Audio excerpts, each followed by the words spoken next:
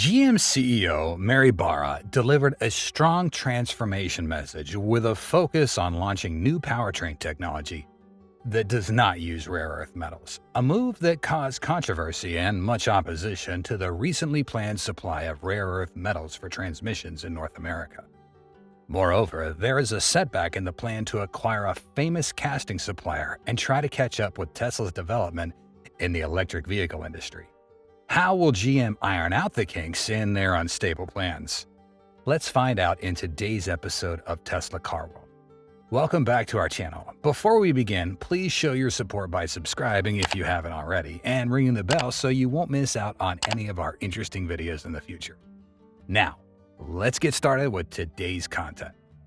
How will GM's announcement affect the EV industry in the US? General Motors recently announced that they'll collaborate with Niron Magnets, a company based out of Minnesota that's developing iron nitride-based magnet technology to create sustainable electric motor magnets. Many see this move as a potential indication of GM's struggles in shaping its future in the electric vehicle sector. Part of the plan is to develop magnets for electric vehicles without relying on rare earth elements in the automotive industry, aiming to reduce dependence on the supply chain from China. It's not surprising given that China holds the highest reserves of rare earth minerals with 44 million tons. The country is also the world's leading producer of rare earths in 2022, with an output of 210,000 tons.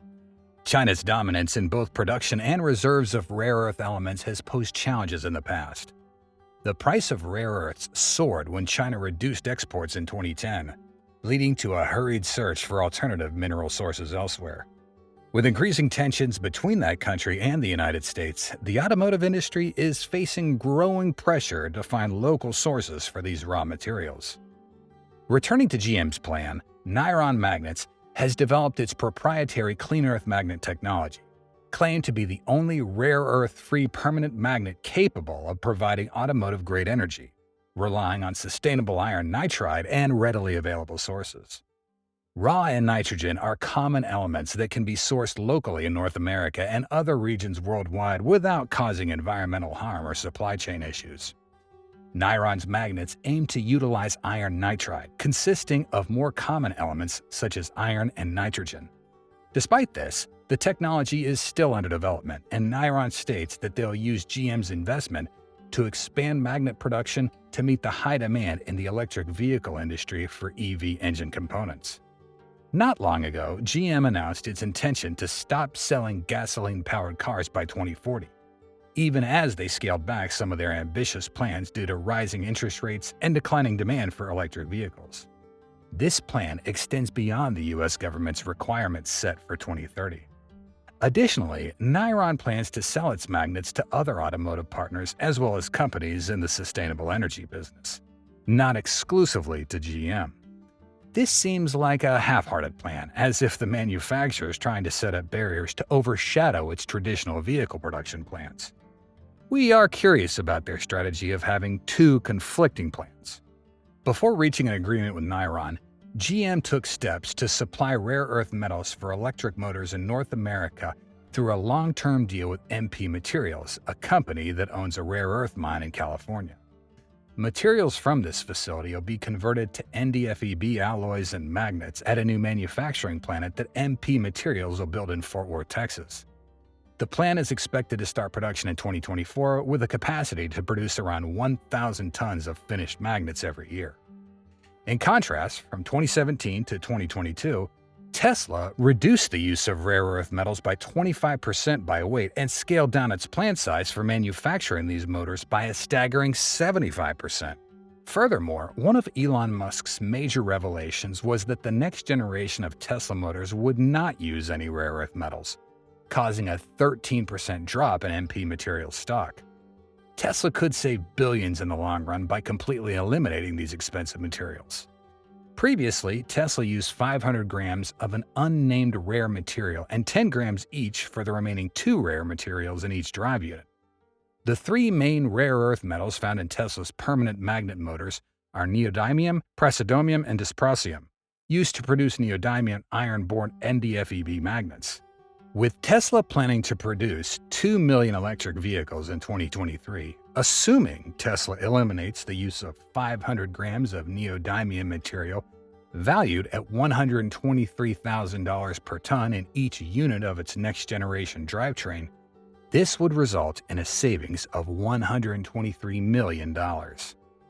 Furthermore, Tesla Motors will use less than 75% of silicon carbide in discussions about reducing chip size. Tesla needs to significantly cut costs to lower prices, making it the perfect opportunity to redesign all the parts that will power Tesla's upcoming vehicles in the next decade. One of the most staggering statistics revealed is that the entire next-generation drivetrain system will cost only $1,000, while the cost of building the drivetrain system for competing rivals may be nearly 3 times this figure.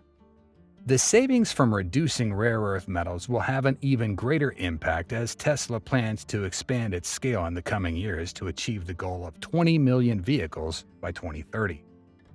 What was the reason that led GM to implement this plan? General Motors is confident that electric vehicles, or EVs, are the most crucial vehicles for the future. Despite continuous delays in the production of Chevy Equinox, Silverado, and GMC Sierra Denali EVs due to slowing demand for electric cars and the impact of UAW strikes on this automaker, GM is striving to make EV batteries more affordable. The collaboration with Niron Magnets opens up hope for developing a sustainable and cost-effective EV motor magnet. There are 17 rare earth elements found in the periodic table. And while they are not truly rare in terms of mass on the Earth's surface, their geochemical properties are dispersed, and they are rarely found in concentrated mineral forms. The separation of these elements is based on differences in their properties. Rare earth elements have very similar properties, making the separation process more precise and costly. Moreover, China holds significant control over the rare earth elements market. It once accounted for 90% of global production, but has now reduced to around 60%. In 2010, China cut exports by 40%, leading to a tenfold increase in rare earth element prices as it aimed to dominate the market. The partnership with Niron Magnets and iron nitride magnets has garnered interest from organizations, including General Motors and Marquette University in the United States, where Niron has collaborated to develop EV drivetrain systems. Neodymium is used in the most common rare earth magnets, such as NdFeB, with a price, as previously mentioned, at $120 per kilogram, while iron and nitrogen used in Niron's magnets cost only a few cents per kilogram. Saturation refers to the point at which a material can no longer retain magnetism, regardless of the intensity of the applied magnetic field. When the magnetic field is removed, the remaining magnetic flux, known as residual flux, is a better indicator of the inherent strength of the magnet. The residual flux of pure material decreases when other substances are added, for example, to stabilize the magnet's performance at different temperatures. Niron CEO, Andy Blackburn, believes that neodymium magnets have the highest performance at around 1.3 Tesla, and when dysprosium is added to achieve higher temperature grades, the residual flux decreases to about 1 Tesla, while samarium cobalt magnets fall within a similar range but with better temperature performance. Additionally, an iron nitride magnet would actually be in the range of 1 to 1.5 Tesla, but will maintain that strength at higher temperatures. However, an evident drawback of iron nitride magnets is their lower resistivity. Partially sponsored by the U.S. Department of Energy, the demonstration drivetrain system of the Chevrolet Bolt will use Niron's second-generation magnet materials and will be ready by the end of 2023. However, the company is willing to provide samples of these materials to other interested parties, and importantly, GM is not the sole owner of this technology. Other car manufacturers, including BMW AG and Toyota Motor, are also seeking ways to reduce dependence on rare earth elements. Since the COVID-19 pandemic, the automotive supply chain has been disrupted, with car manufacturers paralyzed by a lack of supply. resulting in a shortage of new cars and pushing prices higher. Therefore, most car manufacturers are determined to ensure they can control a significant portion of the supply chain and try to shield companies from similar shortages. GM hopes that EV magnets will be produced in North America, meaning lower costs for raw materials and transportation to North American factories. This agreement also helps GM easily qualify for federal tax incentives for electric vehicles and boost their sales in the future, while sales for traditional vehicles continue to rise. Experts have repeatedly stated that there is not enough rare earth metal to supply all the electric cars that global manufacturers are planning. These materials are challenging to mine and extract, and the costs to obtain them are skyrocketing. Most raw material mines are located in Asia. If GM can reduce its dependence on rare earth metals, they could significantly cut the cost of electric vehicles. This will help car manufacturers produce more affordable electric cars and increase the adoption of electric vehicles. Currently, most electric cars are still expensive.